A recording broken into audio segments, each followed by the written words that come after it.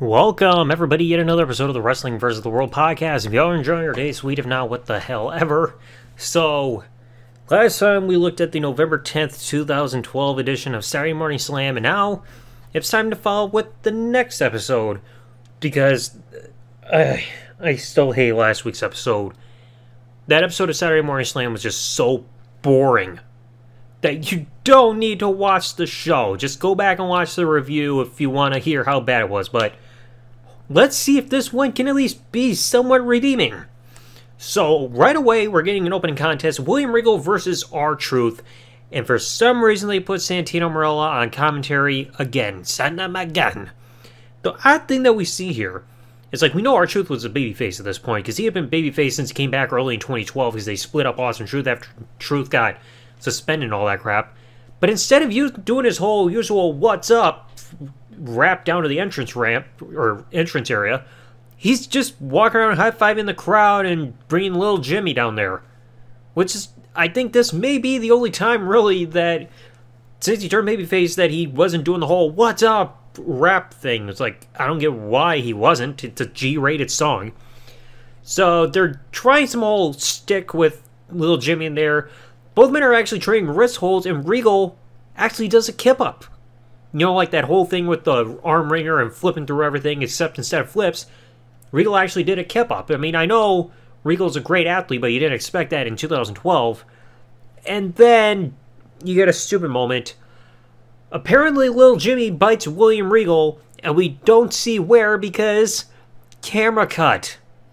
And then Regal's like, "Oh, little Jimmy bit me, bloody hell." And little Jimmy goes out of the ring and stays with Santino for protection. Like, why do you need a camera cut for that? We don't know what he bit. All we know is William Regal got bitten by little Jimmy, and that was it. Then he has a slight bit of action after that. R-Truth stops a hip toss attempt and gets a roll-up for the win. Very short match, pointless. I mean, my God.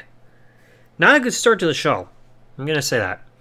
Now, we actually get a bit more substance compared to last week, even though it's from one of my least favorite superstars of all time, Miz. And we get some behind-the-scenes looks at some bloopers for vignettes he's trying to film. So, like, first of all, he's got a list inside of a shit bucket. Then he is accepting an award in front of a green screen. It's like, "Oh, I'm an actor, yay, worship me," and all that shit.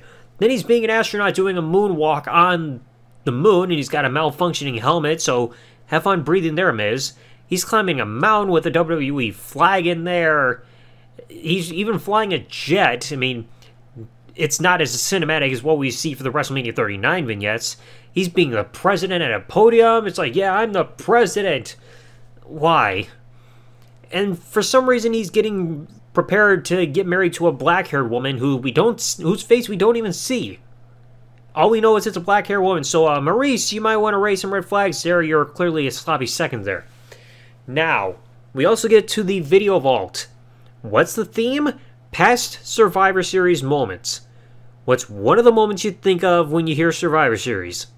Yeah, one of the most overly discussed things in wrestling history, and it's mentioned in here, and I'll bring it up in just a second. But they show a slight replay of Awesome Truth versus Cena Rock from Survivor Series 2011. They show some of the clips of The Rock's debut in Survivor Series 96 as Rocky Maivia, and then you get the Montreal Screwjob. Can we stop bringing this subject up? How often does this subject have to keep being brought up online, whether it be in videos or even WWE packages? We know what happened. There's rarely ever a time where new details ever come out involving that situation. The only things that I noticed from this one was, first of all, nobody said the word screwjob when they were playing the video package back. They just said, "Oh, it's a controversial loss in Bret Hart's career, and he lost the title," and they show Bret throwing the monitors and Shawn going up the entranceway with his belt above his head, but they don't even say the word screwjob. But then they splice in something that I noticed here. You know the part where Bret's in the sharpshooter and we heard Vince was like, "Ring the bell"? Well, instead of showing Vince at ringside like he actually was during the show, they just showed the footage of Vince running up to the timekeeper table saying, "Ring the bell," from Survivor Series the year later for when we saw The Rock versus Mankind. It's like, come on. Like, somebody like me, I know kids aren't going to notice that, but I will. And then to close off that Video Vault segment, they start reminding us, hey, we have some past Survivor Series moments. We had the Hart family versus Shawn Michaels and his Knights, because we can't explain why Shawn Michaels was substituting for Jerry Lawler during that time. We had a reminder that, hey, we used to have Raw versus SmackDown matches back then for tag team matches, and even the main event of Survivor Series 2001 with the world's shittiest angle of just the Invasion versus the WWF, aka Vince versus his kids some more. Yeah, we need that reminder there.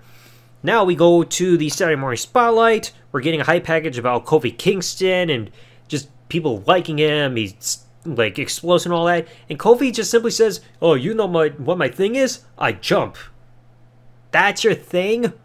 You jump? Okay, so what makes you different than all the cruiserweights that we'd see later on in 205 Live? What makes you different from fucking Ram Metalik or Kalisto or Simbochka or anything? I jump. If that's your thing, then you're boring. Okay? Just about anybody can jump. Well, depending on the size it determines whether you jump and land safely or jump and cause an earthquake, depending on how much gravity's taking a factor. But now we get to the main event. Kofi Kingston versus Zack Ryder. At this point, this was filmed, I think it had to be filmed right after Kofi became Intercontinental Champion, because these shows were taped in advance, and they were still doing the whole middle pink rope, middle roping pink and everything because of breast cancer awareness, which they were raising awareness for around, I think it was September through October. So this was taped in advance, and Kofi had just won the title the month before. So Kofi versus Zack. And Ryder, for some reason, he's still wearing his headband, and Kofi starts goofing off by taking his headband and blinding him with it, like pulling it down just for fun of it.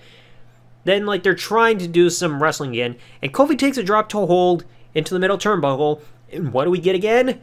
Camera cut. The dreaded enemy. And then he even slides out of the ring to avoid the broski boot by Ryder. Then Ryder tries going out. He lands on his feet as Kofi gets back in the ring. And then Ryder gets out of the way as Kofi's about ready to dive, but Kofi redirects himself to still land on the apron. So it's like, okay, a stalemate. They know what's coming. Then you come back from the break. Kofi misses Ryder, like, trying to get that corner snare splash, and he hits his head on the top turnbuckle, and thankfully, no camera cut there. And Ryder even gets an earful after that. And Ryder's trying to do a rest hold. He's got that surfboard stretch, with the knee in the back and everything like that. And he's trying to stop Kofi from reversing it. Then you quickly get to the finish. Kofi gets a boom drop on to Ryder. Oh, wait, no, I forgot something. Another camera cut, because right before then, Kofi hits a side Russian leg sweep, and we miss the impact because of a fucking camera cut. Then he gets the boom drop. Kofi tries going for Trouble in Paradise, and Ryder avoids it. Ryder goes for the Rough Rider, and Kofi avoids it. Ryder jumps off the second rope. Kofi gets out of the way, and then Kofi does that double jump crossbody like he did in the series debut, and gets the pin. I mean, I don't know how else to describe it. Like a double springboard crossbody. He jumps the second rope, then top, and then that. I know he did it in the first episode, or whatever his first match was on the series. But I mean, this far better than what we saw for the opening match between R-Truth and William Regal.